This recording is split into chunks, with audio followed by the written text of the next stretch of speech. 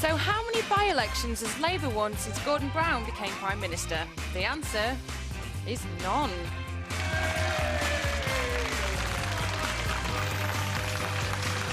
That's right, big fat zero for Gordon Brown. You're watching The Right Stuff with Larry Turner, special guest comic Hugh Dennis, and a new sort of slimline. Do his head for us, Larry. Christopher Biggins there. He's nodding. It's me, he's saying it's me, it's me.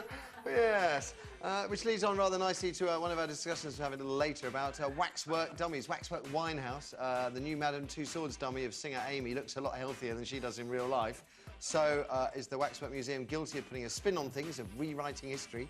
Or do self-harm, scars, bloody toes and signs of drug abuse have no place on a waxwork that lots of kids are going to go and see? 0207 173 5555 is the number for your calls on that. Same number too.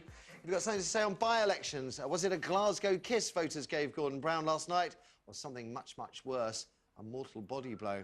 Labour is reeling this morning after losing the Glasgow East by-election to the Scottish Nationalists. It was, after all, Labour's third safest Scottish seat. His previous incumbent, David Marshall, enjoyed a majority of 13,507. He retired due to ill health. And last night, SNP candidate John Mason turned that around and won, albeit with a narrow majority of just 365 votes. But that was still a swing of 22.5%. Narrow it may have been, but few saw it coming. Even the Tories thought Labour were going to win. So, is this just another by-election bloody nose, a warning shot from unhappy voters? Or is it a sign of something else, a sign that Labour's had it, that Gordon Brown never did have it, or that the SNP is the party of the future for Scotland, already the majority party in the Scottish Parliament?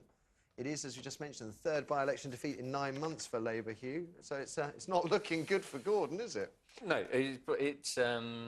I should think it's a sign of something much deeper, really, isn't it? It's just... I think it's not necessarily down to policies either. I think it's sort of because you want your leader to sort of reflect your nation, don't you? You sort of want them to be dynamic and charismatic and be Britain abroad, and he's not really, is he? No. So I think it's. I mean, I've heard various comments put around this morning. One of the most strongest seems to be, it's not about Labour, it's not about Gordon Brown, it's about the economy, stupid. That, you know, times are hard, people are miserable, therefore they're going to give a bloody nose to Labour. Do you think it's more significant than that? Oh, yeah, I think it's more significant than that. I think it's just one of those things where you just, you know, we've sort of had enough, really. But I really don't think it is necessarily down to policies. I just think everybody thinks, oh, it's time for a change. Time for a change. But we won't get a change, of course, because there's, you know, unless he's committing, you know, somebody commits political euthanasia on Gordon Brown. But you know, we're going to have to wait 2 years. And that's what he's clinging on for, isn't it? To see what's going to happen in 2 years' time. Do you think it's turnaroundable? No. No, I don't either. Larry?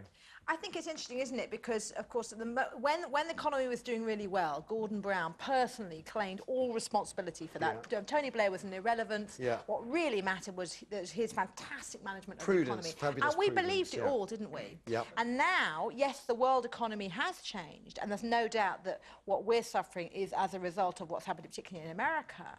But Gordon Brown can't now claim, as he is doing, that it's nothing to do with him, that actually it's just because of what's happening in the world, because he lives or dies politically on what happens with the economy. And so what's happening now is people are saying, hang on a second, you know, I now am worried about whether I can pay my mortgage. I'm looking at all my utility bills going up. I'm really concerned whether I'm going to have a job come the autumn. And that's what people are protesting against. But quite, you know, Glasgow East is not the most affluent part of Britain. No, I don't think people are going to be chatting over dinner parties. It's a core Labour seat. People aren't going to be chatting over dinner parties about, oh goodness, how much has my house price gone down in Glasgow East. No, absolutely. It's a very, I'm sure there are nice Scottish Prime Minister, Labour government, real Labour safe ground. I mean, but I do think that it's a particular issue because it's in Scotland and because what's happening with the Scottish Parliament and the kind of tide of nationalism that's sweeping through Scotland, I think.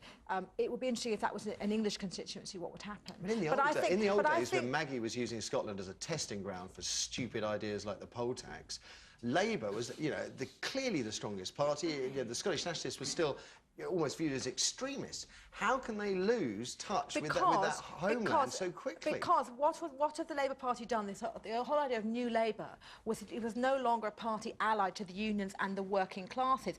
Both parties are now fighting over the middle classes, and that means a lot of old traditional Labour voters are going to feel alienated. The 10p get rid of the 10p tax was an absolute sign that we don't give a stuff about you at the bottom of the pile anymore. We're interested in about trying to get the hearts and minds of the kind of particularly people in the south, the middle class voter, and quite understandably a lot of people feel abandoned up in Scotland. He also did that thing, didn't he, of being photographed with Margaret Thatcher, inviting Margaret Thatcher to 10 Downing Street at the beginning of his premiership, didn't he? Which presumably again alienates enormous numbers of people. I think it's. I mean, in one of these there have been 3 by-elections, haven't there? There's been this, there's been Crewe and Nantwich. Henley.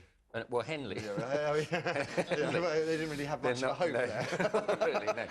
But Crewe and Nantwich, you'd have expected they would have done better there, and that was a disaster. You would have done. It's just so interesting to me that, you know, that here's a man, Gordon Brown, who fought and fought and fought to be Prime Minister because he thought he deserved to be, without any understanding of whether he actually had the right qualities. But do you think if Tony Blair was here, it would fare much better? Or Harriet Harman, or Des Brown? No. I think, well, interesting enough, we loathed Tony Blair. We were delighted when he went. But, of course, now he's gone.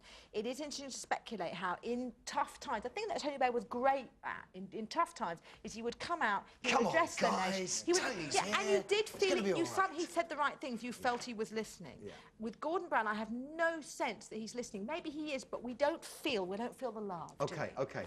The question is, was it just another bloody nose, as they always claim these by-elections are when they lose, or is it a sign of something else, what happened in Glasgow East last night? Let's hear what you have to say. Okay, well, our first caller is a Labour supporter. It's Steve on line 2.